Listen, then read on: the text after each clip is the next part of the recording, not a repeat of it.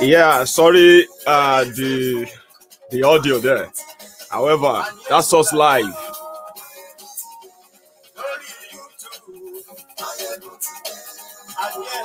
So I'm trying to get things sorted from this end.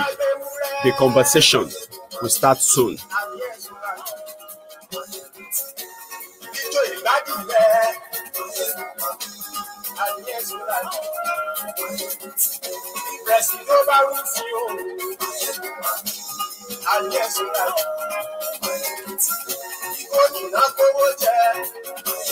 Please share the broadcast, invite your friends.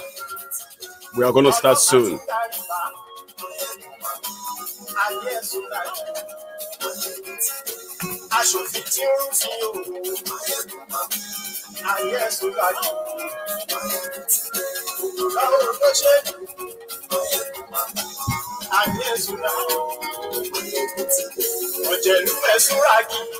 Maiyegun today. Maiyegun today.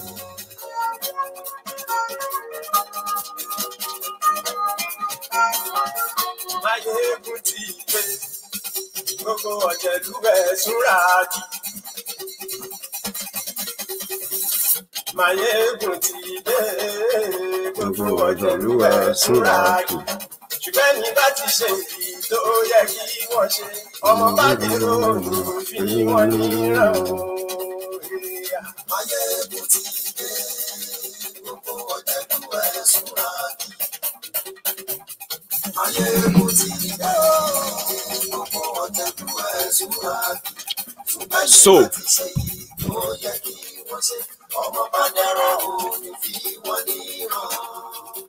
thank you very much for joining me this afternoon. This is Maiyegun Live. And this afternoon, I'm going to be having with me, dear brother, Segun Awosanya, Segalink. And I'm also going to be having with me an attorney today. I would say comrade, I would rather call him comrade Dele Farotimi. So is the is the CEO, the owner of Dele Farotimi law firm in Lekki in Lagos, and it is popularly called the DF Legal. So he's going to join us at this afternoon to discuss what you have probably reading right now as the caption of the broadcast. So I'm going to bring, I have Comrade Dele already with us, but just to let you know, this is Comrade Dele Farotimi, the man that you probably have seen his videos, viral videos, his views on so many things going on in Nigeria. He's expressed his frustration, his disappointment, and so on. But today we are going to be having a chat with him. And I'm also going to be having with me this gentleman, Segun Awosanya, Segalink. Many of you know him very much on Twitter, but as well as Facebook. But, Segun Awosanya happened to be the man I admire a lot. I respect him a lot. He's just like the government that probably this generation would have desired if they have people who have that same mindset to, where you can make a call and get freed from the stranglehold of the authorized official criminals carrying guns called the police in Nigeria. Is volunteered this time, timelessly, time without numbers, right? To save so many trapped young people in Nigeria is more important, as you see now, is more important to millions of Nigerians than the government some of them defend. But he's going to speak to us again today, share his views on what I'm going to be pushing forward. And at the end of the day, the conversation is going to be about, should Nigeria break up or not? I am a pro break it up. And I have my own, my own reasons for that, which are very much verifiable. So that is why I'm going to listen to them from their own perspectives. That's the understanding they have, the deep understanding they have in the system and possibly we might, which I believe we would anyway, pick up important lines that will probably shape the future of the current agitation. So, ladies and gentlemen, I'm going to bring on Comrade. Let me call him Comrade. Comrade Dele Farotimi. Then I'm going to bring our brother as well. Comrade, sir. My brother, not be Comrade. It's just Dele Farotimi. If you feel the need to give me a title, you prefer evangelist.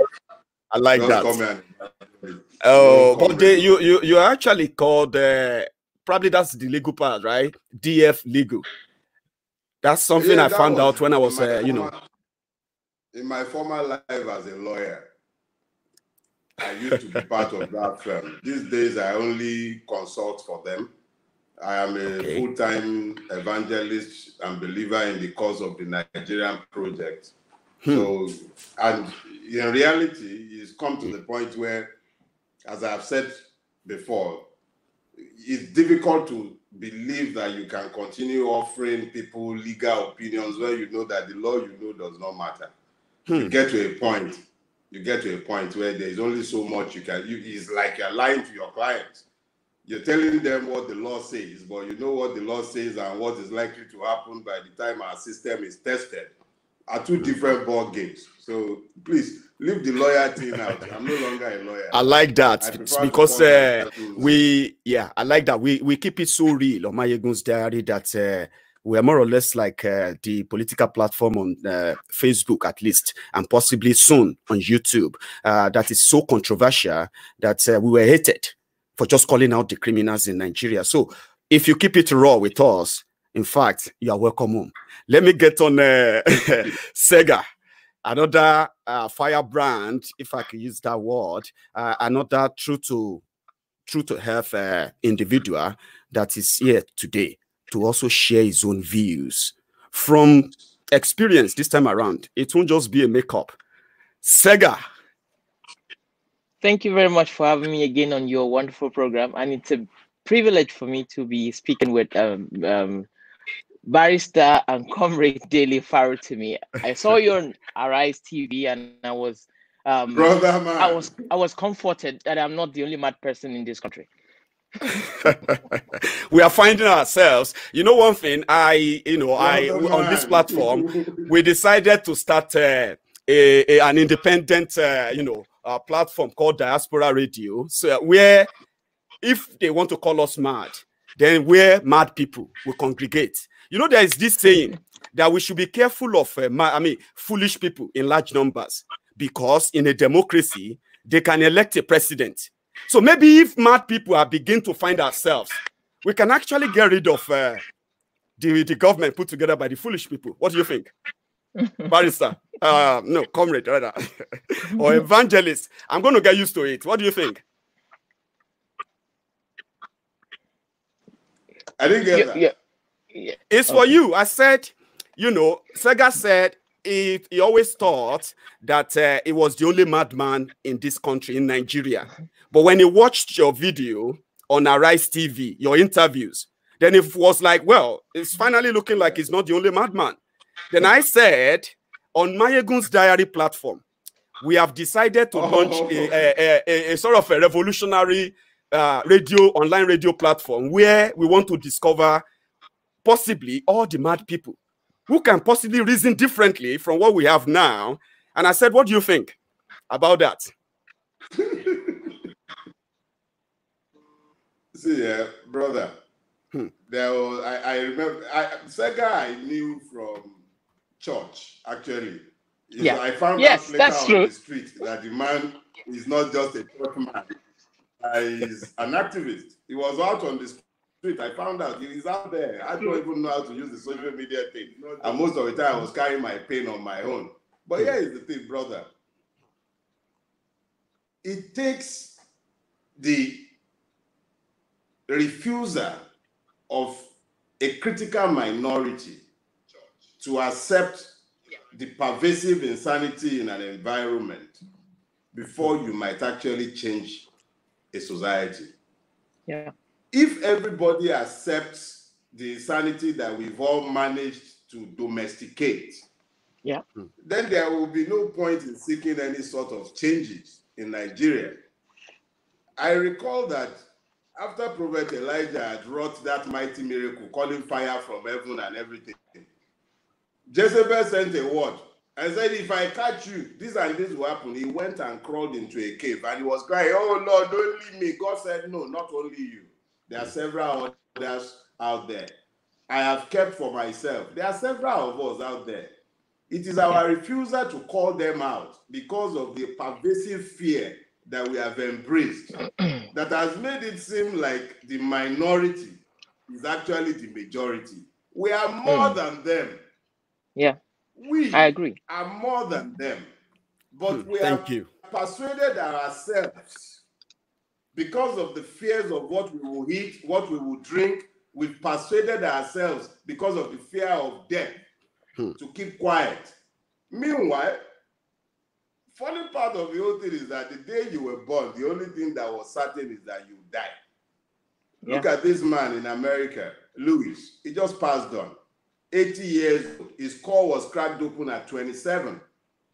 That man lived a life, and everybody is now talking about what a great man he was. How many people can be talked of in that sense in Nigeria? There is an opportunity. The pantheon of Nigerian patriots is empty. There is nobody sat in there because they fought for individual rights and personal privileges instead of fighting for the whole country. We have a call in this generation. There is the opportunity to write our names indelibly in history. Let history, our children's children, let them be able to talk about us the way they are going to be talking about Louis.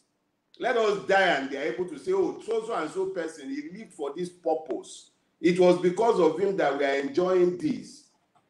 Let people be able to walk in our footpaths. That is where I'm going to take it up. Because he did that. Let me not That's where I'm going to get started. What are we ready to sacrifice? When is enough, or when would enough truly be enough? And that's what I'm going to, because things didn't get started this way 2 years ago or a year and a half ago. In December, precisely, December 2018, I met you in Lagos, Sega. And we even had a lot of conversation that day. So I had to go back and listen, and watch those, the video.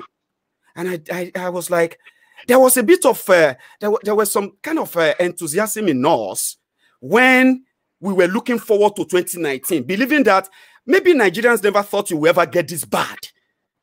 But they still went on and made that mistake. Through federalism, that they've denied the country. They've done everything, every trick in the book, right? To redefine what true federalism should mean. But you as a person, Sega, you have been so closer to part of the government in Nigeria as an ad hoc consultant in different ways. But the one I'm very sure of is that of the police reform. One of the things that true federalism could have done in Nigeria is that states should have been controlling and funding police if the states were financially buoyant enough to be responsible for everything they do, right? Now, in the last 2 years or in the last 18 months that we had that conversation, many of us have detoured. We are no longer interested in Nigeria. But many of you continue to still hold together what you so believe in, that if things are done differently, maybe it can get better. Now, here we are. Some of us no longer believe. What do you think should now be the way forward? This issue of true federalism that will likely be the conversation all about. So what do you think? So far, so good. How do you see it?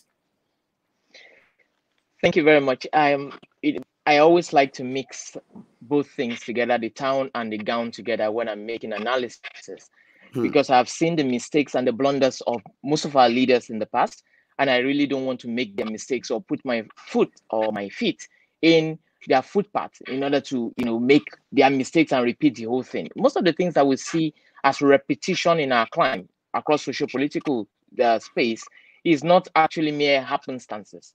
They are majorly a systemic failure. It is a system designed to fail so that some people can be perpetuated in power. And of course, when they begin to give overtures to experts and people they respect out there, people with voices, people who probably have connection with hearts and minds. They are not doing it because they actually want any change whatsoever. What they are doing it for is simply to buy goodwill, to buy the political will, to be able to reinforce, their oppressive system on the people, to the point where people begin to normalize this.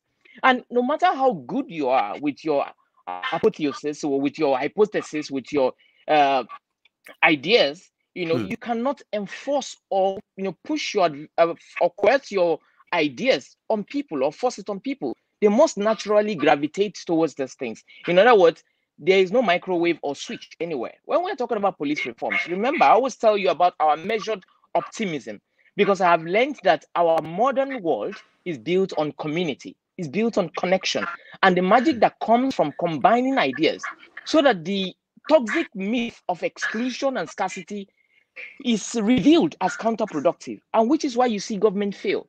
The government of the day have lost connection totally from the pulse on the street. They don't even know who they are governing. And so what you see oftentimes is a few enlightened people who keep quiet, who normalize evil with the hope of being on the good side of the people in power so that they can get appointments. We don't belong to that particular category.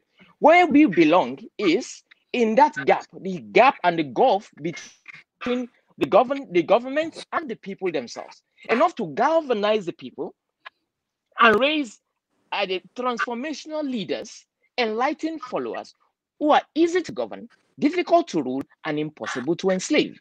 You see, it is until the people themselves understand the power that they have under a democracy that they can actually have a true revolution. But anything outside that, you're going to have a lot of problems galvanizing the same people. Now, when you find a society where people glory or deem ignorance as a virtue, you are having a problem, a religious problem for that matter, where you have an agglomeration of people, a village of people who see oppression as their part in life, as their portion in life, as a will of God for them. So with this, every time you rise up to say, this is not correct, or this is not the way to go, you are seen as a madman who wants something in return. For example, I know there is a lot of people, in fact, over 70% of our youth today, are already in the bracket of what they call the psychological egoist. Psychological egoists are people who, even if you die for them, they see you as trying as much as possible to become a hero. They see you as looking for something for yourself and not even thinking about the sacrifices you are making for them to thrive, which is one of the reasons why in a country where it is difficult for you to find people agreeing on the color of the sky, you need to find common ground, and which has always been our conscious revolution paradigm, which is a means through which you can galvanize the people without actually touching on those polarized, subjects like religions, ethnicity, sexual preferences, which is actually becoming a thing in Nigeria, feminism, which people don't really understand, and they have been made to be a coven of people who are failures in their being, and then they are now using their gender as a means to blow things out of proportion and make enemies of the people, of certain people they deem to intimidate them. So there are so many crises going on ideologically, and people are being gentrified. Go on, please. People are being gentrified systemically, by agents of destruction who are benefiting from the ignorant people who we ignorantly stampeded into power, thinking that they can bring magic, or based on the ideology that we can use strong people to build Nigeria rather than strong institutions. So these are the basic elements that we have put together in order to engage Nigerians. We're not in a hurry. We know that we'll get there someday. But at the same time, where we are going is not just breaking off Nigeria, because even if you break Nigeria into streets, the problem where we're dealing with, we still deal with it. So that is where I'm coming to. Yeah, that's what I'm coming to, Sega, because I know there's loads that you're going to tell us today. I've got list here. I just can't show you because I know I have to listen today, not talk much. I'm going to go to Evangelist now to give us his own side. Where Segalink stopped now is now tilting towards leadership, right? Leadership failure from every strata. Yeah. Now that's what I want you to comment, because I listened to one of your videos and you said something about you, Evangelist. Now I'm coming to you. So I watched one of your videos where you said you are now more concerned about the Nigeria you are going to leave for your children, your young children. You are worried for them. And that is why before you even leave, you will do your best to correct some impression. Let's take leadership, for example, now. We have them, failed leadership, who can go on and on and on. And here we are. What's your say on that? You know, Sega said something, he mentioned it in passing, but it's amazing that several generations of Nigerian agitators have missed that fact. And that is the fact that our problems are systemic. And they will never be resolved by personnel changes. Yeah. You could bring 100 Obama, let him be succeeded by another 100 Abraham Lincoln. If they are operating the current Nigerian constitution and the governance systems, Nigeria is a country designed to fail. Yeah. Nigeria was designed by myopic men, base men. Base men. I hope you understand the meaning of base men, the dregs. Yeah. People with minimal understanding of governance, people without vision. They sat down and all they could think about was how to apportion the wealth and riches of Nigeria to themselves. They created states not because of even administrative convenience. No. They balkanized and destroyed the federal system that was agreed upon before the 1960 independence. They destroyed the very foundation of the Nigerian nation. For the Nigerian nation to ever really be able to survive, there is a need, a very urgent need, to go back to the root of the Nigerian state because it is already dying. The Nigerian state is killing the Nigerian nation. Keep that in mind. The Nigerian state is killing the Nigerian nation. The Nigerian state has found a way to divide the Nigerian people along so many kind of lines. Today in Nigeria, you have more Christians than Nigerians, simply because somebody needs to speak on behalf of Christians so that he can aggregate their rights to himself. Yeah. You have more Igbos in Nigeria today than Nigerians because some people profit from speaking on behalf of the Igbos. You have more Fulanis in Nigeria today than there are Nigerians because some people profit from speaking on behalf of those ones. You have more Liverpool supporters in Nigeria today than you have Nigerians because you cannot define whom the Nigerian is until you locate him within a group. Yeah. And it is the aggregation of these rights into the group that has destroyed the individual right of the Nigerian and instituted the reign of impunity with which we are all battling today. Secessionist agitations are deliberately fostered by the Nigerian state in order to divide the Nigerian people. Look at the Niger Delta. There is no part of Nigeria that has been ruled by a Fulani man outside of their own state since 1999 at least. No Fulani man has ruled in Lagos State. I don't remember a Fulani man ruling in Imo State or in Cross Rivers or in Anambra or Bayelsa. These have been sons of the soil. What have they done for their people? That is without excusing the insanity at the federal level. Because what has happened is that Nigeria has become a feudalized democracy. The person at the head of the government may be likened to a sultan, and the state governors, emirs, and in some cases they are mere vassals, where there is somebody in the background who determines how many terms a particular governor may or may not have. Because the governor's election is not dependent on the people's will. It is dependent on the pleasure of the person who is speaking on behalf of the people. So the real issue that we need to be discussing amongst ourselves is pretty clear. And it is this: who is the Nigerian? If we ever get around to having a generic definition for whom a Nigerian is, so that you don't have a super class in relation to whom discretions have to be exercised, so that you have a super class who is above the law, and then the rest of us for whom the law would apply. The space between is the habitation of corruption. Everything they call corruption in Nigeria lives between this space. The super class for whom the law must not apply, the rest of us for whom it must apply. So you have a lockdown, but certain companies' vehicle can pass. See the space my head is occupying. That's the space the policeman collecting the bribe on the road is occupying. That is the space of impunity. It extends into the court, it extends into everywhere. So the pervasive corruption, quote and unquote, that we all see, we are all that you are saying in the Niger, the NDDC, simply the law does not rule in Nigeria. And the law cannot rule if the citizens are not equal.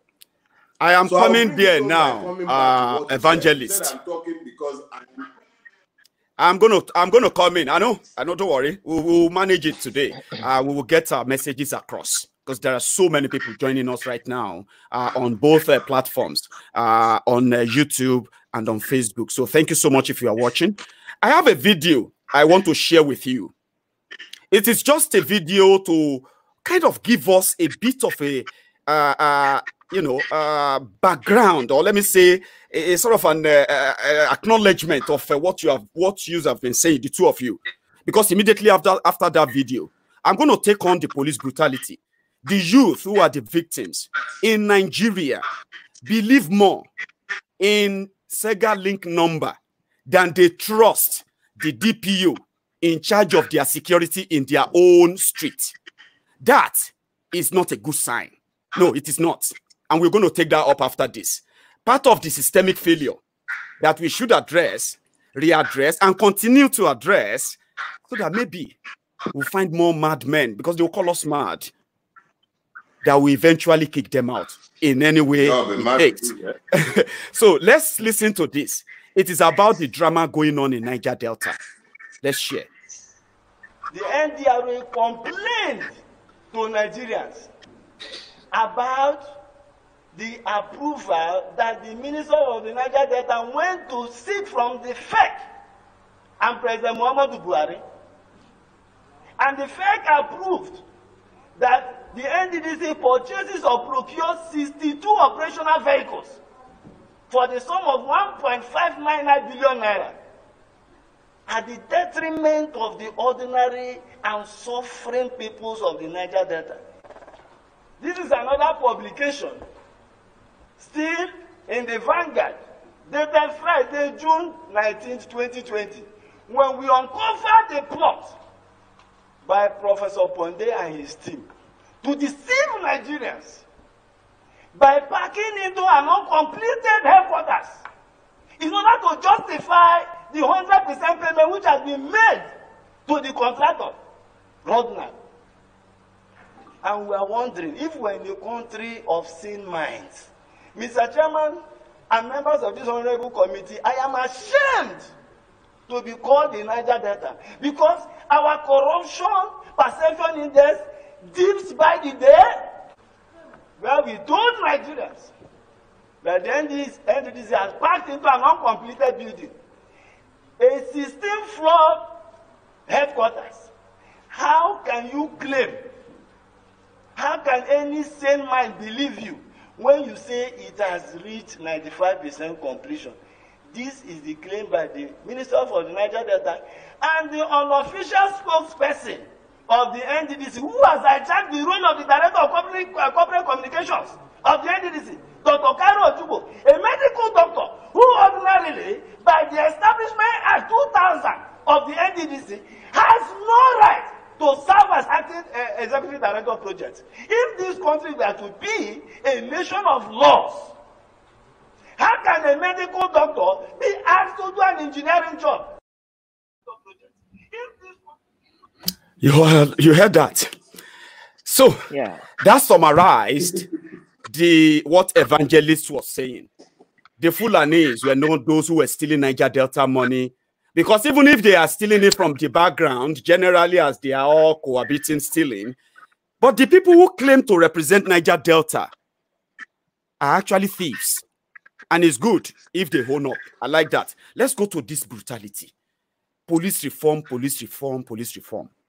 And the victims of police brutality are the poor Nigerians, those who are managing, struggling to eke out living, at least from the strangulation, the economic or systemic strangulation purposely set up for them or set up against them by the system, are still those who come after people like yourself. What is really wrong? Sega, I'm coming to you now. What is really wrong? You have met with the IG of police. They've set up presidential blah, blah, blah committee, which was set up by, I believe, the vice president. I always call him Ikene Shatabandu or Pastor Ruga. That's what we call him on Maiyegun's diary. So you work with them. What is wrong? Nothing changes. People still very much call you the IG of police. You are the response team for the police brutality across the country. What is going on? What really happened? What happened? Okay, I think I need to clarify a few things. Just like I said today, you don't fix a faulty gear of a vehicle in motion. And the thought of fixing a political system from within is naive at best. And I said, especially if the system is designed to fail in order to perpetuate certain interest in power. The iterations and patterns are not necessarily a coincidence, but they are, patterns that must be watched cautiously. I said the overtures by beneficiaries of the dysfunctional system to experts shouldn't be misconstrued as a sudden interest in fixing the system that oils the gears of their criminal enterprise, but a means to buy goodwill and normalize evil. I said nothing illustrates false hope like this antic. See, I don't work with government. They will make it appear so with their political pontifications and whatever it is they put out there. Because with the thoughts that, the Sega will know who has human feelings, who is empathetic, who is a nation builder, whose words are yea and amen, who has integrity, at least who for the past 10 years we've been looking for debt on and we cannot find, despite all our approaches, every single thing we have thrown at him did not stick. If that Sega is now involved in social thing, people will believe it whether it works or not. So that is the narrative from the other perspective. But this is what is actually happening. Social Intervention Advocacy Foundation, which is our organization, that is self-funded. I always like to stress that. Self-funded. We are not seeking grant from any foreigner. We're not looking for money from any politician so that we can be independent in our thought and serve the people the way they ought to. The essence of this is for us to make up our own minds and call a spade when we need to. The moment you take a penny from these people, you are part of them and they will look for ways of destroying you. So regardless, they don't respect business, they don't respect any other thing. The moment you compromise your convictions, you are dead in the waters. So based on that, we know all these things from the beginning because we have studied the people who have gone ahead of us, who have probably felt, now we have made a name with advocacy or with activism, we can go into the political system, which begins to baptize you into corruption. There's no two ways about it. You have to do it their way if you want to make any sense of whatever it is that you're going through. So we have seen all these loopholes, we've seen the booby traps, and we did not fall into any of these things. So what we did also is not to assume that people will deem us saints by creating our own platform. You cannot assume that the police will suddenly be disbanded and then we will become the new police force. Just the same way that we don't believe or subscribe to some activist ideals that they can wake up one morning, demonize some people, and then become the sudden alternative to rule Nigeria. It doesn't really work that way because the system is still not fixed.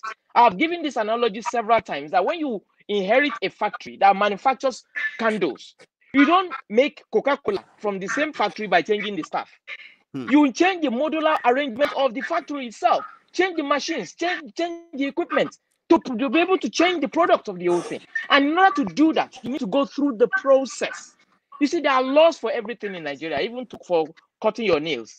But how many of them are recognized? How many of them are identified? How many of them are actually followed through? You will not believe that today in Nigeria, we live in a country or society where you're 20 times more likely to be killed by a police officer than by terrorists. And we have AJA 2015, we have Anti-Torture Act of 2017, we have constitutional, we have the 1999 Constitution there, we have the Fundamental Human Rights Proceedings, we have Police Act of 1943, which is dysfunctional and still represent the constabulary. We have the Firearms Act, we have the Human Rights Treaty, running into hundreds that we have signed as a country with several nations, and we have breached every single one, which makes us the worst police, which makes our police system the worst in the world for the second year running. So what's changed? As at the time, what we are referring to as presidential panel and the rest, they are, I keep telling you, any solution we bring that is not legislated are mere stopgaps.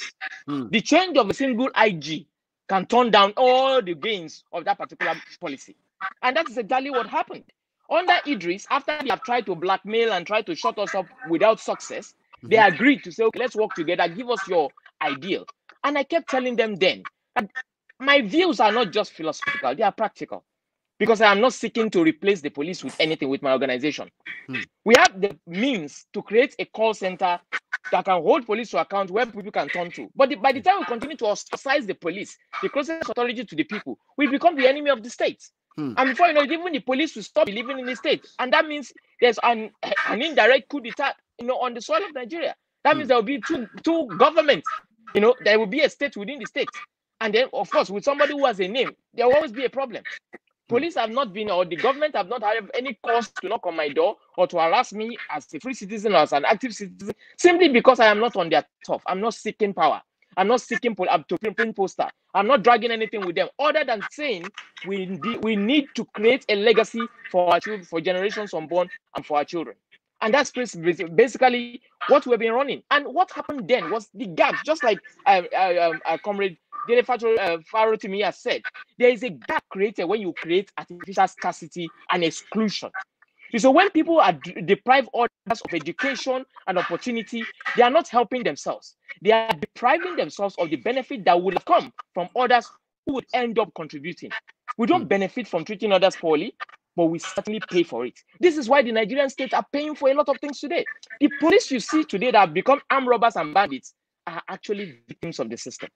Because when you balkanize a whole structure, the closest authority to the people, when you make police the enemy of itself, when within the police structure, an IG cannot even control the people under him.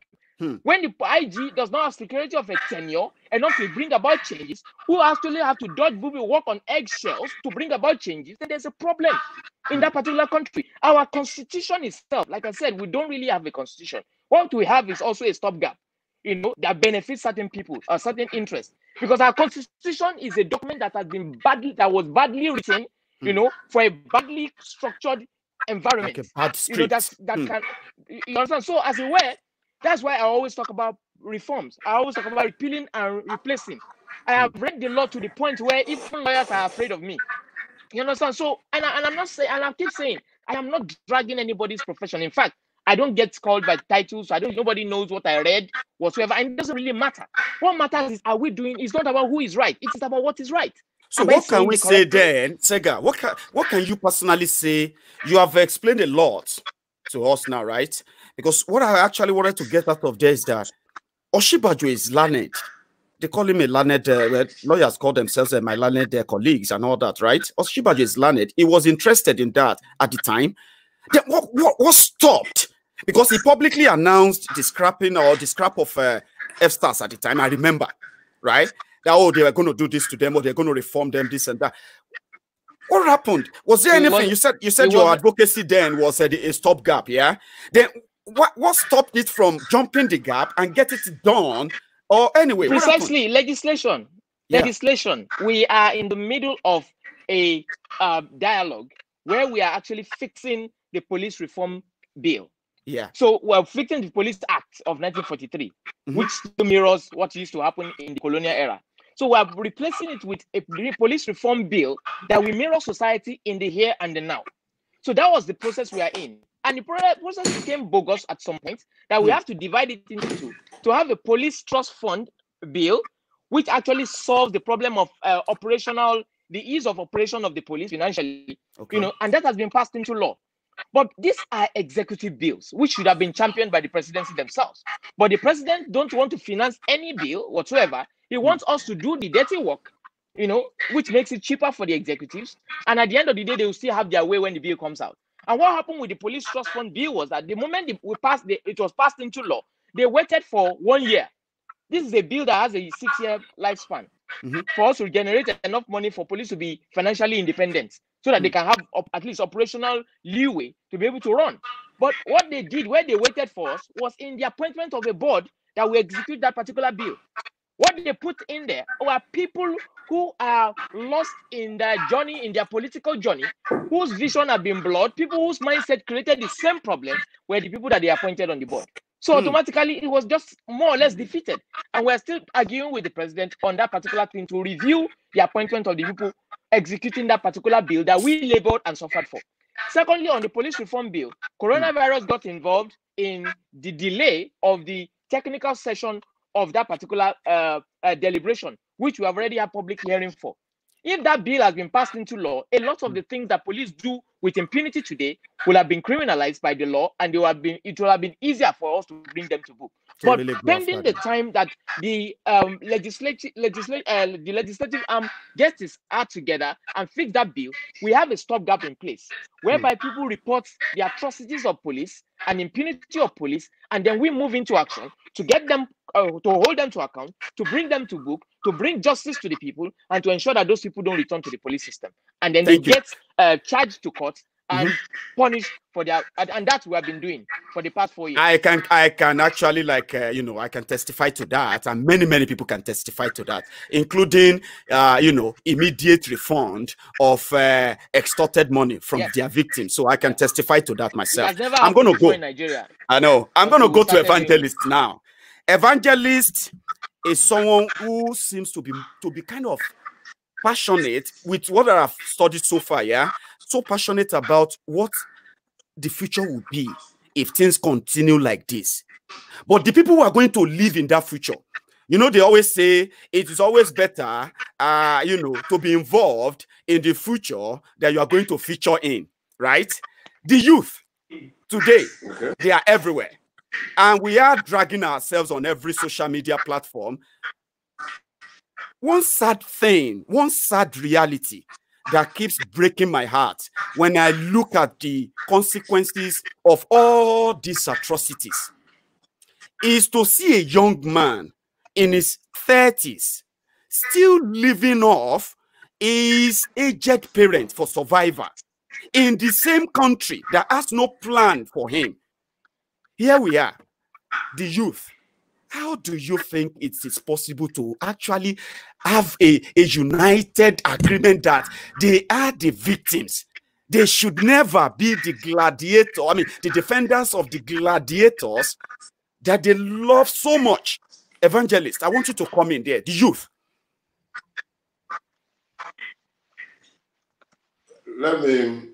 I'm going to do something, and this is, I actually think we've been very unfair to the Nigerian youth. We have been most unfair. My generation particularly, we failed them. Yeah. And then we turned around and began to blame them for our own failure to provide leadership to them. There is a generation ahead of ours that have refused to give power. But you cannot blame them because we refused to take power. And we allowed that generation to, with its limited vision of the future, or no vision of the future, shape a future that it does not even understand. And then we turn around and blame the youth for their loss of engagement with the Nigerian system. And here is the thing. When you are having Big Brother Africa, those same youth are quite engaged. I was trying to reach Naira Marley recently because I found that the young man has a wide connection with the Nigerian youth. He has a loud voice. But what is he using the voice for? Does he himself understand that he is only as poor as all the other kids that are busy sagging their pants without getting something up here? This is not about him. But here is the thing. You've asked the question, the Nigerian youth. Who has given them an alternative behind which to rally? People have come out to talk. Sega is doing a fantastic job saving their hearts from the SARS. But as I said to one of my friends, Taiwo Akinlami, who also fights for children's rights, just like Sega is fighting against police brutality, Taiwo fights in the specific area of children's rights, especially their sexual rights. And I said to him over 10 years ago, I said, what you are doing is that you are treating symptoms instead of treating the actual disease. The disease is the system. Yeah. Sega said the constitution is badly drafted. That is for me and you. We can say that for those whom it benefits, is a perfect document. Yeah. So when we now begin to talk about it being badly drafted, we are talking like that because we presume that our own interest and the interest of those the constitution benefits are the same. So these youth, to engage them, you need to give them a vision for the future that you are asking them to kill behind. Yeah. I have an interest in Nigeria. Look up the word when we are done. It's called youth quake. You know what that means? What? Youth quake. That is when the children wake up and they demand that you stop squandering their future. Because the way things are going, that system that was designed to fail. One American who spent years here reading all kinds of intelligence reports, he was the ambassador here. He spent years, he read all sorts of CIA reports left and right. He knew our leaders. He knows them better than you and I. He knows their crooks. He knows their account details and everything. He knows their dealings. He reads the security report. Their monies are not in GTB or anywhere. It's their change that they keep here. Their real money is outside our country. That's why we are poor. So after the guy was done reading, you know what he said? He said Nigeria was going to break up by 2015. He was a former ambassador. His name escapes me. Campbell. I think it was Campbell. Was it? I think it was the one. Yeah, go on. Former ambassador to Nigeria, American ambassador to Nigeria. He knew what he saw. Yes, he knew what he saw when he was saying what he said. But here is the thing. The children, these youth, they can see it too. They can see that there is no future if things continue the way it is. But who has talked to them? Have we shown them a different way or a different path? Nobody revolts on behalf of the people. You have to show them a future compelling enough for them to desire to walk away from the moribund system into which we are currently locked. Unless you show them something that gets them interested and invested in change, you are wasting time. It's about sloganeering. Those kids have learned. Somebody was asking me the other day, he says that these people you are looking up to. I said, who are you looking up to? Who is up there? Which one of our current rulers would you have as an example for your own child? Which one of them? Exactly what have they done that history will remember them for and that you want emulated by any one of your own children? So those kids that we are accusing of being disconnected, we should ask ourselves, what are they supposed to connect to? The only thing they can connect to is the sybaritic living of our rulers. Think about that. We don't have leaders. We have rulers. People who think only of here and now. I'm a Christian before anything else. There's a part in Habakkuk. He says the vision is for an appointed time. Though it tarries, wait for it. Write it down. Make it plain. That those who read it might run with it. Where is the vision run in Nigeria? Which one of our leaders are visionary? What is the future that they have called the youth to come to? We live in the moment because our rulers live in the moment. And the children, the youth, they've learned to live in the moment. I shudder to think of the number of Nigerian youth that are drug addicted. And then look around you. In Lagos, yes, Sega can relate. We worship, I used to worship in the same church with Sega. At that junction, the number of youth begging. It's become an it does my head in when I look around me and I see beggars.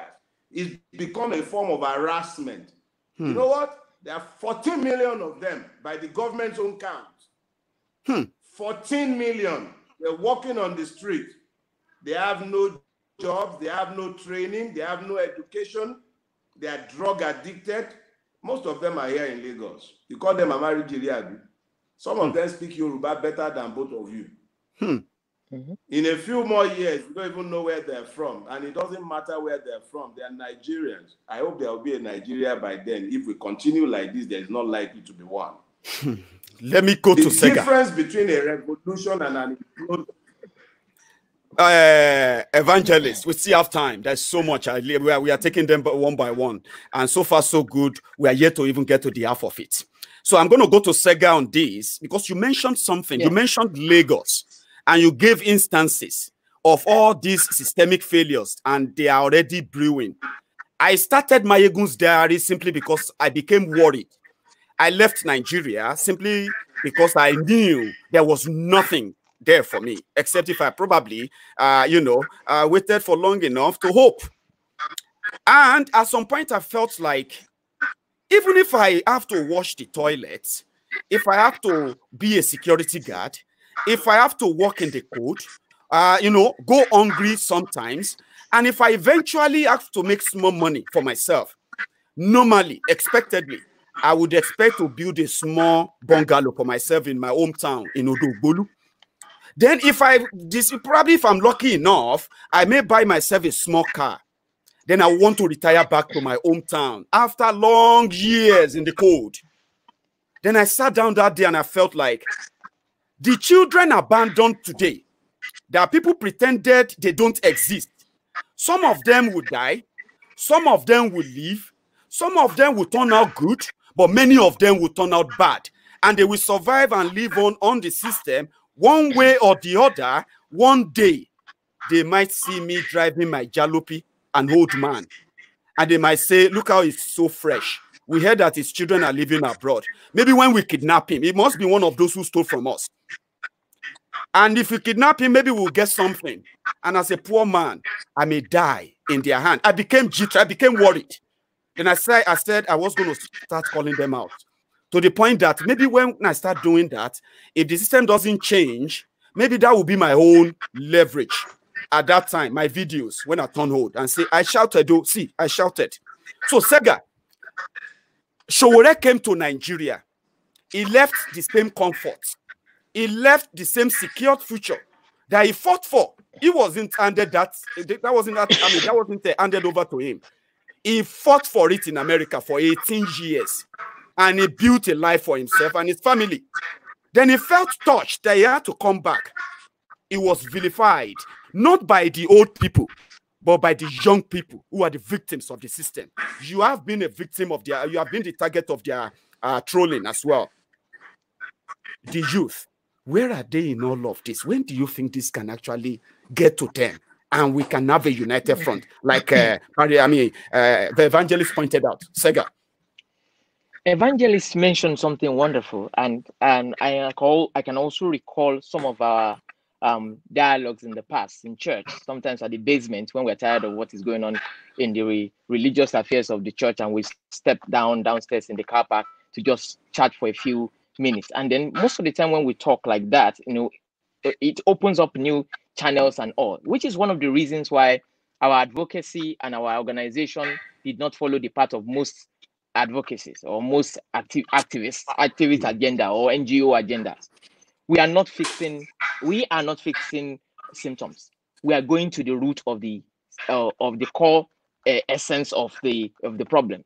And what exactly is core when we're dealing with this? The core actually is in education. There's a reason why education was deliberately ruined this way. There's a reason why we swap education for indoctrination. You see, it is natural for every human being to want to do something unique, to want to be a part of something bigger than themselves, to have self-actualization. And our youth have that yearning. But because there are no role models, like he has just mentioned, we don't have leaders to look up to.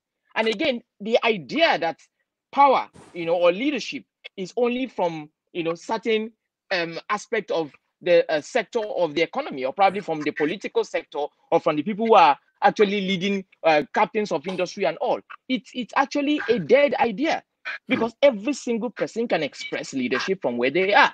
And this is actually the fundamentals of our thesis, and also the test or the proof of our work, to show that, look, even as a son of nobody in this country, as an random ordinary Nigerian citizen, you can actually make your voice heard and have and activate something out there. And because we have identity crisis, our identity crisis, or a philosophy that doesn't even tell us precisely who a Nigerian is. We don't even know how to identify a true Nigerian, because there's no single document that actually confers citizenship onto any Nigerian. As it were now, there's something called civil registrations and vital statistics, where from birth till you progress in life, there is actually an harmonized data collection that begins to give you ownership within the system within the Nigerian state. There's no such thing. It is a money-making venture for every arm of government in Nigeria, year in, year out. And every time they come and sing you some songs that in 5 years' time, in 3 years' time, they will fix this, they will do this, they will do that. They will create committees that are dysfunctional, use the heads of the committee, appoint people who doesn't even have an idea of what this whole thing is about. And then they will sprinkle a few people who probably have, some goodwill out there that people can trust. And then that's the end of the whole game. 5 years will come like tomorrow, and then nothing has been achieved. So when you have a youth hub that have been so frustrated, dreaming is no longer a thing to aspire to. Everybody live in a daylight nightmare. And birds born in cages usually see flying as a disease, which is why they attack anybody who is not within their indoctrination, who is not trapped by the same chains that they wear as gold, as an ornament around their necks. So these are the issues that we have. That's why we are focused on reinforcing quality education in our climb through teaching of rights to Nigerians, and then showing them how to engage the system that they have today. An average Nigerian will look at what's happening in America and believe that our solution lies in taking to the streets and carrying misspelled signs and banners and all. It's not going to fix anything, because the people you are dealing with are barbarians. They shoot at unarmed citizens who are protesting, while they allow Boko Haram to be reintegrated into our system, into our security architecture. When police officers don't see it as their duty to shoot at a Fulani herdsman, because they feel they are going to upset the president. Because the Fulani tribe is not a country. They are a nation on their own, regardless of which country they find themselves. And if you are so unfortunate as to have a Fulani man as your president, they own your country. They are virtually above the law. And that's what you are seeing playing out. This is not an allegation. It's something we see play out every day. Sega, that is where I'm going to come in. This is getting interesting now, because I know the two of you have done so much and continue to do so much because you believe that it is a systemic failure. And if that is changed in any way, then things will, systematically as well change. Don't you think, and I want to also go to Barrister too, because I picked something from what you said as well, that the youth, they don't have a particular ideology they can call national ideology that attaches them to being Nigerians, right? We have Nigerians right now who have rejected that identity, and they are doing everything in their own right to continue to give themselves that satisfaction that as long as they live, they can opt out of Nigeria, because this is just about going in circle. Maybe this is our own time.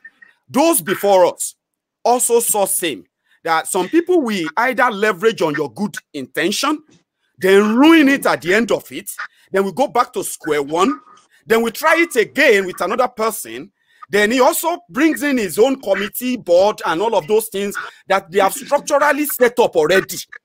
And it's like a way. No president will come in and say, listen, guys, all this board nonsense, I'm going to cancel it, okay?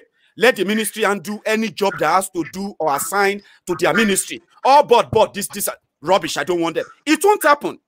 Now, if you are then trying to change the system, believing that maybe they will appoint the right people into the right board that will then implement your good intention, And with time, then we can get things done.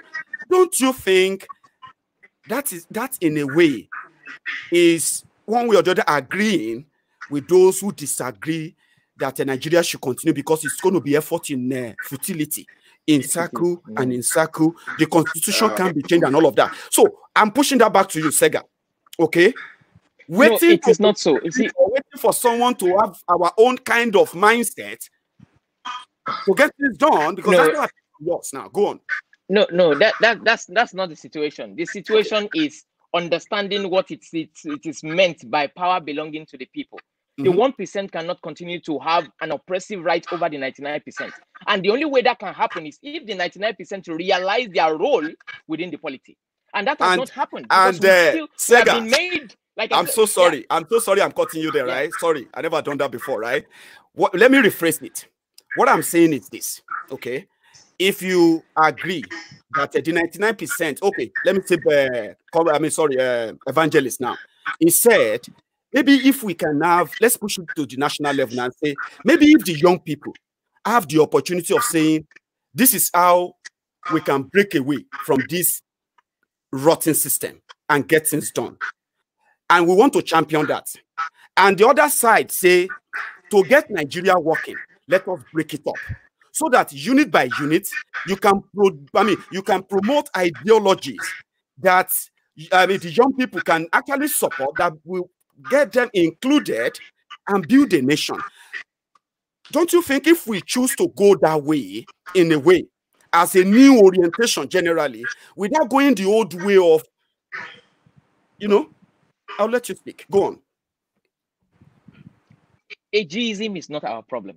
It is not about young people, male, female, thing and all. It's about humanity. The human structure itself, as they say, is that the human being as a person, as a standing stock itself, is what is being affected here. We are all human beings, whether we like it or not, and we all have our aspirations. We also all have our agendas. We also have all our innuendos. So when you look at a system, when they say something is systemic, in other words, it was designed to function alongside certain beliefs and ideas and and purposes.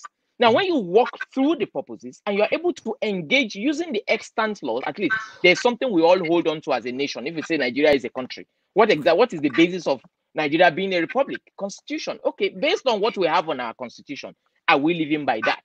If you are engaging government, for example, and you are engaging government based on an argument of we're breaking away, nobody is going to sit down at table with somebody who is an insurrectionist. Okay, but rather when you are an advocate who sees both sides, you see from the government side, you see how they are operating, you see what they've inherited, you see through their problems, and you also see the side of the people enough to understand their problems and the issues that they are dealing with based on their idiosyncrasies and all. And you're saying this is the gap between these two parties, and you're bringing the two parties together to say, look, this is how we can work together towards a common goal and a win-win situation, without disenfranchising those who feel power is their rights, and also by giving what the youth want, which is an enabling environment to make them thrive and express themselves. You understand? The youth are not saying we want to rule Nigeria because they don't even have an idea of what the Nigerian concept is. You understand? The battle between the North and the South has been forever. The North will always be checkmating the South, and the South will always be distrusting the North. For ages, that's how the political system has been designed. But our youth are not even prepared. They are not even product of history. They don't even understand what all these things are all about. All they want, because they are microwave generation, they just want a country that works for them, where they can blow, they can be better than their neighbor, and the rest of it. So we need to engage on the ideological level first, and awaken these people to know what to expect. What we have on ground now is a people who are hiring carpenters who doesn't even know what carpenters do. You understand? So when you bring in the carpenter, you don't know what if they hit the hammer on the table twice and they say you should give them 2 million, you will pay because you don't know what they ought to do. So our youth, that is the biggest population hub within Nigerian demography. Don't actually know what real or true governance means. Because most of them were luckily born during the military junta or during the trial and error of 1999 when we started our democracy all over again. So they don't really know what good governance means. And they always look at political figures. And during election times, they behave as if they are playing a game of Big Brother Africa. That is a reality TV show without understanding the implication and without having the apprehension of the future enough to understand that it is their future that is being ruined. 5 years have gone, 6 years have gone now, whether we like it or not. Somebody who was 20 years as at the time when Buhari came in. He's no longer 20. He's dangerously headed for 30. And he's dangerously headed for being a failure. I have 40-year-old people who are even older than 40 living in their parents' house today. They don't have any means to rent a house by themselves or send their own children to school. And it's going to get worse. We have seen the coronavirus wave coming, and we have seen how many people have been retrenched from the banking sector. People who have children in covenants in expensive schools who can no longer feed their family. I know how many interventions we've run in this regard. So the solution is not to create another crisis within the crisis of expecting that some certain gun-wielding or tyrannical mind, people with tyrannical mindset, we have utopian dreams overnight because they just felt it's their turn to take over the government and they can do better. It is not like that. We need to chart the path and see where we have gone wrong, engage the authorities enough to see where we can intervene in issues, and when you give respect, it also returns to you. I've been there and I'm talking from experience. Most of the achievements of even this government that we're talking about, they didn't do it alone. It is when they reach out to people that they know that, look, these people have integrity and they will do justice because they want the future of Nigeria to be better. They will engage you because of that, and you will do what you need to do. And when I say engagement, it doesn't necessarily mean contractual engagement. It means, Oga, we want to do this, we want to do that.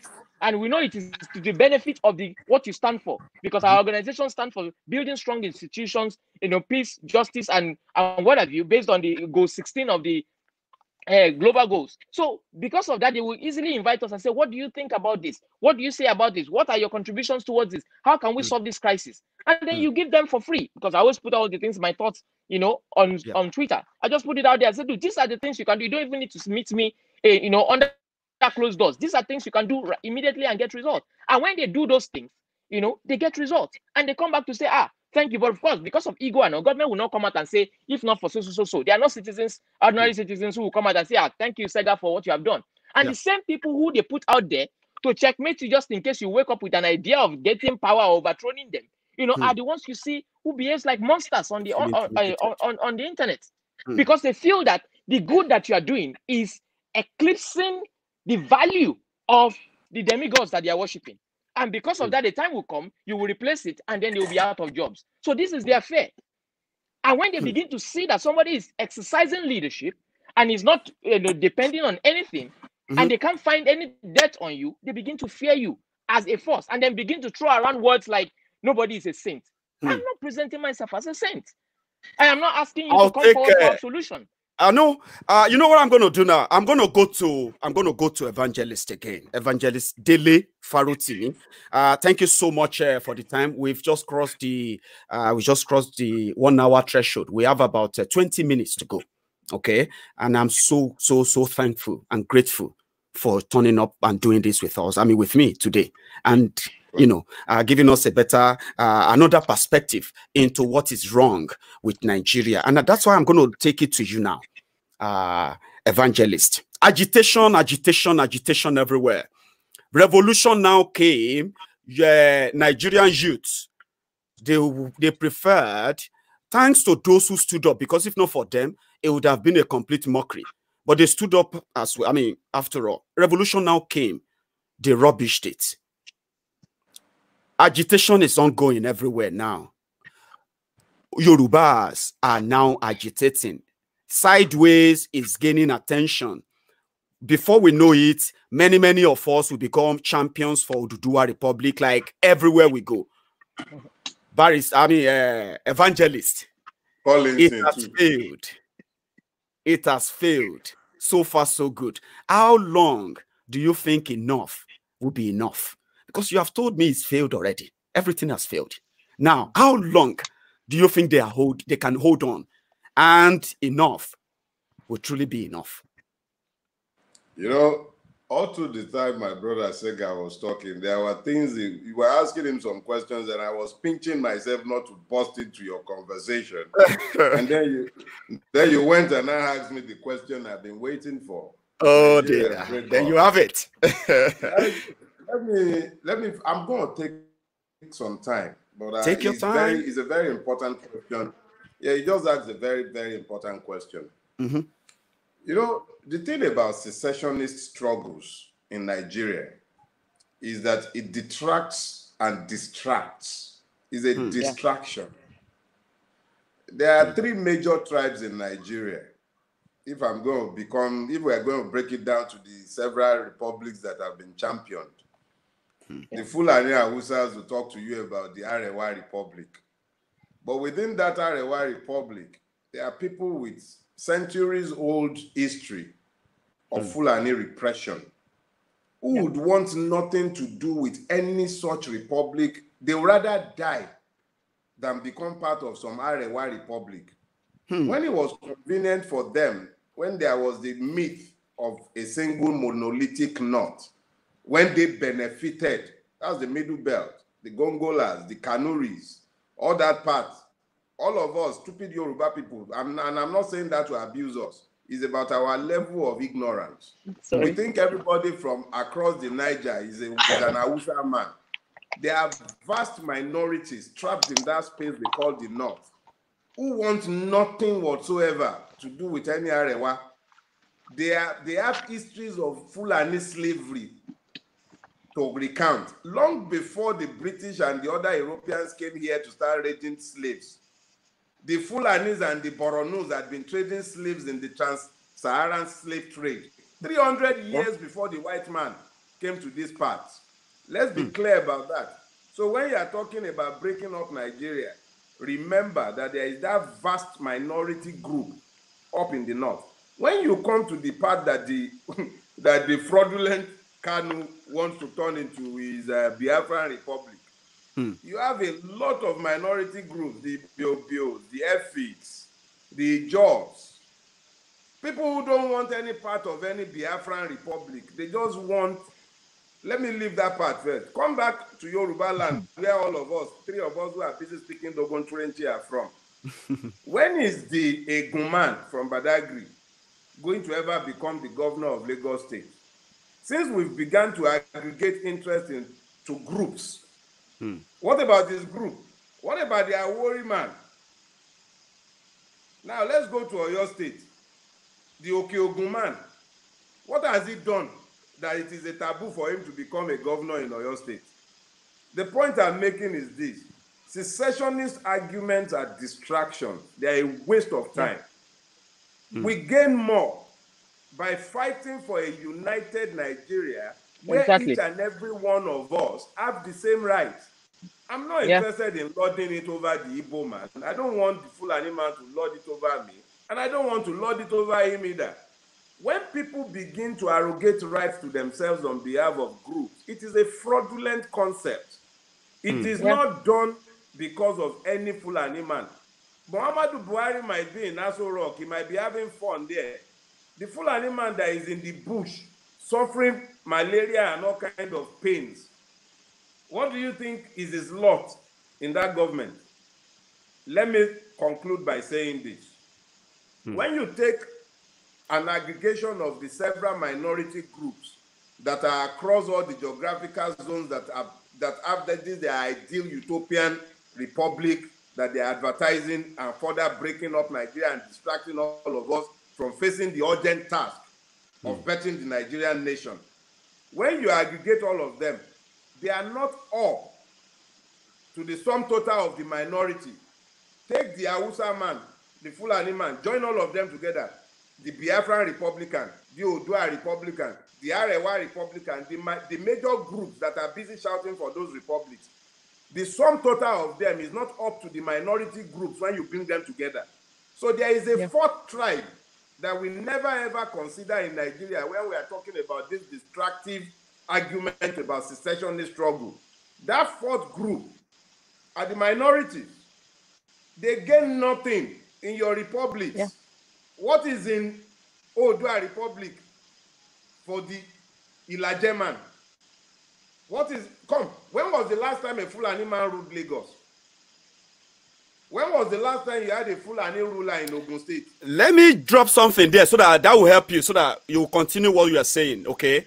What people are also asking, pointedly, is this, that as you have also said yourself, that we are not involved in this Nigeria that we want to fight for. We are not involved. There is nothing that really gave us citizenship, that defined us as Nigerians.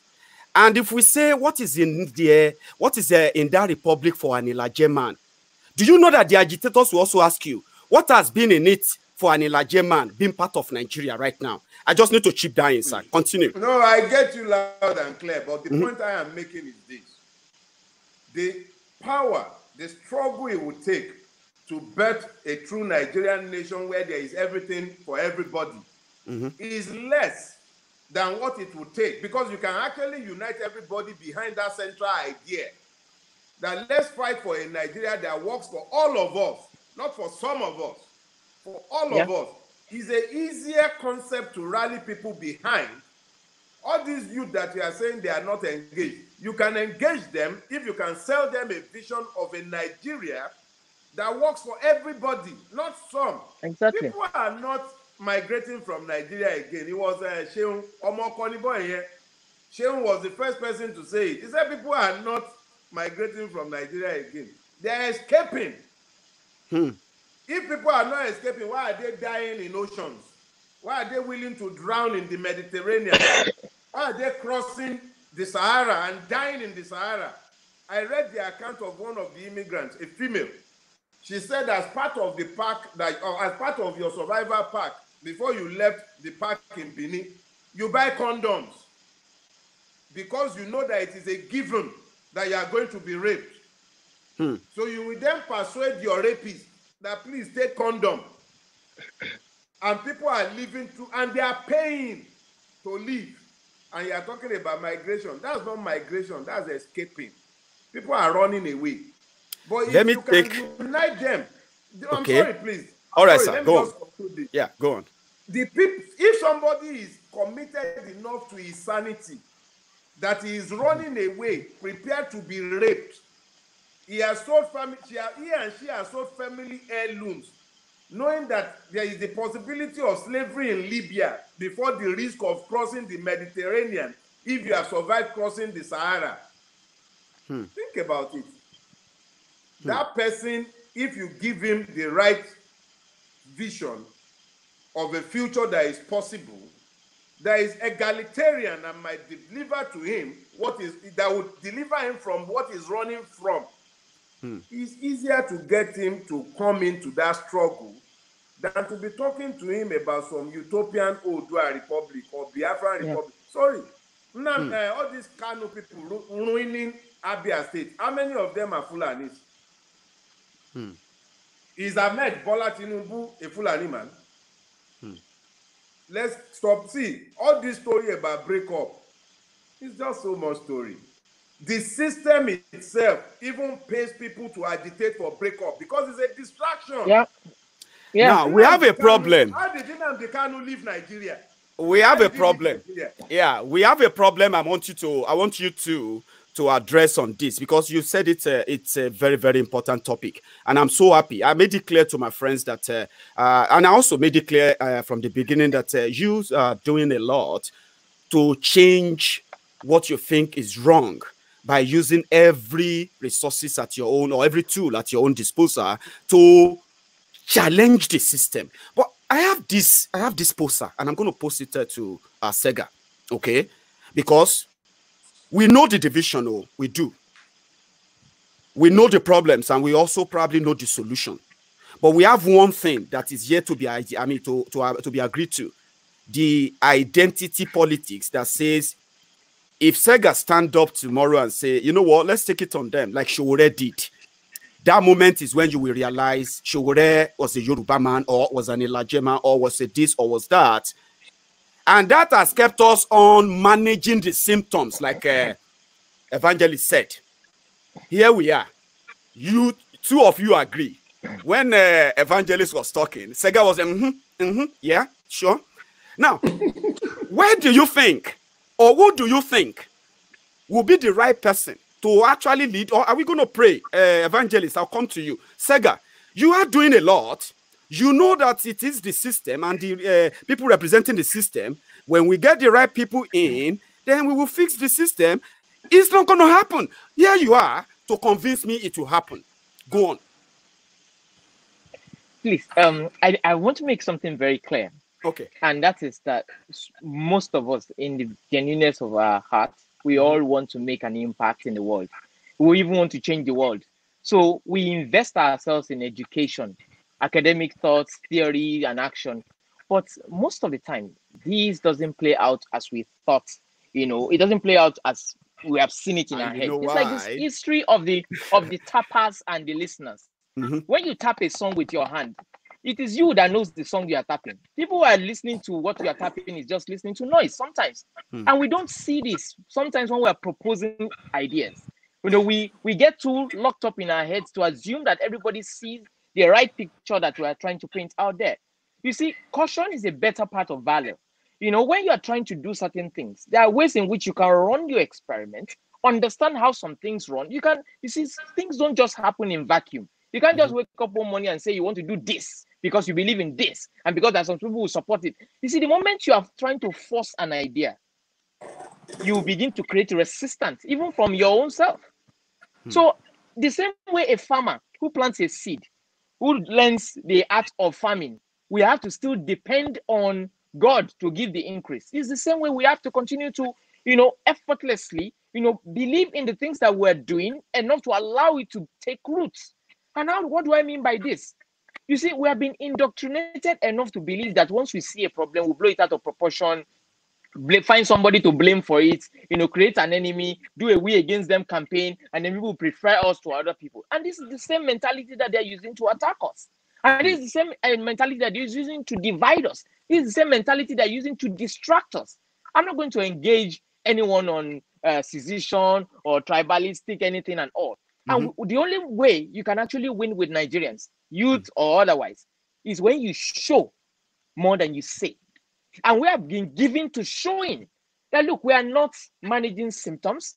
We are not running an NGO for grants. We are doing this based on a collective resolve, based on a common ground that aligns with our conscious revolution paradigm. In other words, we have looked at the system. We have seen how it has been run. We have seen what the problem is. We've seen the role of every individual in it, and we're shining the light enough to help other people find their uniqueness within themselves in order to contribute to what we have on ground.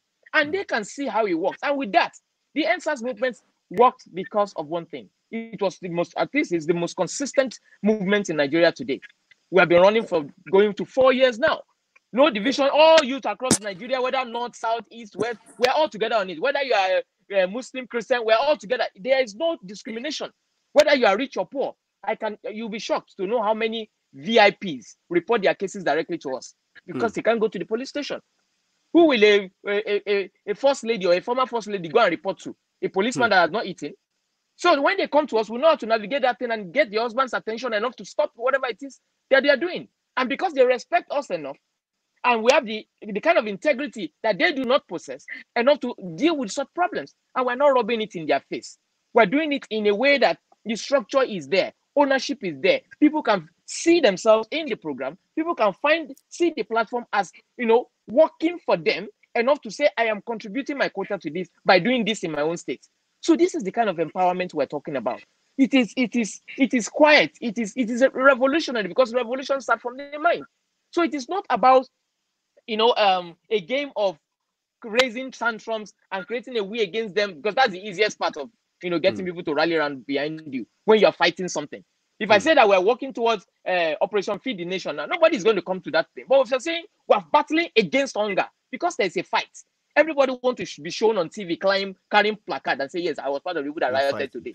Thank you, Sega. Thank you. I know we won't have enough time, but I just want to manage it for all of us, because stealing this hour from you, I know what time means in the UK. Yeah. So if you have to steal time, especially weekend where you are supposed to be elsewhere. So I'm going to round it up now. And my question for rounding it up is this. It's going to be our title. The topic today. When do you think enough will be enough? When do you think enough will be enough? I'll go to Comrade Evangelist now. Dele Farotimi. I keep mixing it up. Farotimi of Ondo, but they are all great names. So Yeah. So when do you think enough will be enough, sir? I think enough is already enough, if the truth be told. But as Sega pointed out, and it's important that we align this as well, it is only the system that benefits from violence. The common man on the streets gains nothing in anything violent. So if you really don't want violence and you're seeking change, the first thing you do is to seek to educate. Yeah. I have devoted my life to educating the people. That's why I called myself an evangelist. An evangelist does not walk away from preaching, even in a brothel. He goes wherever it's called. It's about having a platform from where to engage the people and to then at least try as much as possible to educate them as to their rights, and then educate them as to the alternatives that they might pursue instead of the moribund condition in which we currently exist. When is enough going to be enough? It's already more than enough. If we continue the way we are, the future is a little scary as far as I can see. Because we are raising children who cannot live in the country they would inherit from us. And it has become urgent for me that something changes. But that change, why I keep speaking against secessionist arguments, is because it's a distraction and it takes us away from focusing on what is important. The like of Sega are blessed because they can focus on a part of the problem and then deal with that within a systemic setup. I know what he's trying to do there. He believes that he can change the police. And but my own thinking really is that to change the police, you actually have to change the system within which the police is functioning. The police is functioning exactly the way the system has designed it to function. That is why you see them setting up all those committees. That's why there is a long thing. There are enough laws to change the system positively if they will follow it. But as he has pointed out, when you design every system, it's meant to deliver certain imperatives. A system that is designed to deliver injustice is not going to turn around overnight to deliver equity. For it to stop delivering injustice, you would have to consciously work to make sure that the law rules. So you cannot deal with the problems in vacuum. When is enough going to be enough? It's been more than enough for way too long. So it can be any time. We are on the ticking time bomb now, are we? We are sitting on a ticking time bomb. Right. Enough is already enough. I know. Sega, when do you think enough will be enough? I think it is morally obligatory for us to be very factual with the things that we say, just like our evangelists have said. It is incumbent upon us to take responsibility for the obstruction that we have created between ourselves and our success as a people, and to stop blaming another for it. You see, that's one thing we have done for many years, and it has not actually brought us fruit. Our issues that we have in Nigeria, if you fix the police problem, we have fixed Nigerian problem, because they are one and the same. And what we are doing is a multi-layered engagement. While we are trying to fix the legal structures and the rest, we're also putting a stopgap in place to let the police know that this is actually for you, which is one of the reasons why you see when I walk the street, no police officer is attacking me thinking that I'm against them. I am actually for them.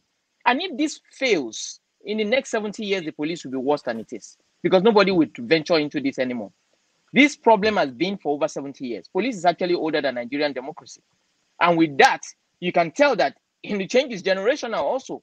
And there are some things that God orchestrates, every 100 years, just like the coronavirus, just like the engagement of police brutality and the rest in our nation, this, in a conscious way, without, people using it as a means or as a tool to fend for themselves. So they know that it has to work this time. And everybody knows that the people who are dealing with this are focused people who are not interested in regime change as such. It is not my prerogative. If we can fix the system, the people at the helm of affairs will resign themselves because it will no longer function for them based on their agenda. So that's exactly what we're working through. It's a new dispensation where things work for everybody and not just for the 1%. And we know that your question is an evolutionary timeline question, which begins to tell us that all empires collapse eventually. And we're in the dawn of a dying order. So pigeonholing the establishment, whether real or fictional, should be done strategically in such a way that we bring ourselves to fore to say, this is the role I am playing, this is the example I'm showing, and raise leaders from there who will be easy to govern, difficult to rule, and impossible to enslave. Thank you very much. Sega and Evangelist Dele Farotimi. It's been a pleasure having you both tonight. It was impromptu, but all thanks to technology, it was easier, you see? So I would love to do this again, okay? I am actually pro breakup, but pending that time, we'll continue to hold that, that passport. I was in Nigeria in 2018. I was so determined that we could change the system by encouraging the young people to go and venture into politics and go in there and make the difference they want. So I invested the time, money. I encourage people all over the world to return to Nigeria. We gave the backing to Omojele Sowore, thinking that it will be an opportunity, that if we can't make them do the right thing, then let's get rid of them and send the people who will do the right thing in. But it never worked. Guess what? In my own state, Ogun State, apart from the fact that my own party members were telling me never to enter some local government, simply because of my stance on sharing money and all that. On the day of election, my own party member, they were selling their vote for 200 naira. That was where I had my break. That was the moment I was like, that's it, right? There is no way I'm going to continue to dispute few things I have read about the corrupt political system. Now, I have experienced it. I don't want to tell you the story of what we faced, getting our candidate passed through the INEC, DSS, and the rest of them. So I reached my own breaking point at that point. Hopefully, I will have this conversation again because I've learned a lot again from your views. So are my own viewers. So I want to say a big thank you. Just in a minute each. Thank you. You can actually give your own, round-up thank you or message to our listener and to Nigerians, as you call them. I'll start with Evangelist Dele Farotimi, sir. In a minute. Yeah, I'll just say this. The road ahead looks rough. And it's actually quite easy to believe that it's not possible, given the difficulties and the history of our path. But I'm a believer. I believe that Nigeria can be much better than it is. But I also believe that that will only happen when the citizens themselves become engaged with the system. You do not change anything by remaining aloof. You engage it. I have engaged this system. Several others have engaged the system. The danger is in thinking that you are the only one doing it. No. At best, you are the one waking up the others. There are several others, and they are waking up. I know, because I can feel it. I mean, I know the kind of response I've gotten from Nigerians, and I'm not arousing, but I'm dead serious about my belief that Nigeria can change for the better. And even if we won't get there, it will be nice to die doing so. That way nobody forgets you. They will remember you died for something, you stood for something. So if you're ever going to die in a war, die in the war to make Nigeria a better place. It's a worthy cause. Thank you very much. Sega, in a minute, what's the takeaway from the call? From the conversation today? Yeah, thank you very much. I've learned so much myself. I've listened to Evangelist again, and I've listened to you too. Severally, I've been following up on your program, and I know that with more people like you, because you inspire us as well. When I get frustrated at times, and God just drops a message from any one of you, from people out there, and I get encouraged all over again. Our alien society actually characterizes people based on what it has conditioned them to become. So both the hailings and needless tantrums mustn't be allowed to derail the vision of people who are active citizens within the system. And it is never about the individual. So the ego must die to keep the focus on the strategy. I believe that a well-understood social norms, state of order, structured society is possible in this country. And if we're driven by evidence, I believe that evidence illuminates and aligns everything. But we mustn't be forced to align with the brutish, primitive perception and prejudices of thugs and illiterates armed by the state to determine how we think about the future of this country for the sake of all our children. Thank you very much. Thank you, Sega. I am fulfilled for having you there today. It's a great honor. It will go down in history, and we will do it again. And that will be determined by events. Hopefully you are right, right? And I can possibly, I'm genuinely serious. Hopefully you are right. But I can open chapters and books of those who were so determined. They were no more, but God rest their souls. They were never forgotten. And that seems to be the evangelist sort of if all die will be die, right? If man go die, all die will be die. So thank you for your time. And I'm going to say, have a wonderful few hours that is left in this weekend to yourselves. Have a good one, sirs. Thank you very much. Thank you very much. Goodbye. Bye-bye. Yeah. So those are my guests. You have heard them. That is why we called it the conversation. I'm going to look around again. I'm going to look around and get people whose views are not completely aligned to ours, but their own opinion about things are deeper. And we will likely pick one or two things from them in a way that it will help us in deciding how we go about this. So people are going to be for, people are going to be against. And remember, they are responsible for their views. You are responsible as well for how you take them. So thank you for your time. It's been a long hour, but I would love to see you again when I have the chance. Good afternoon. That is it, the conversation.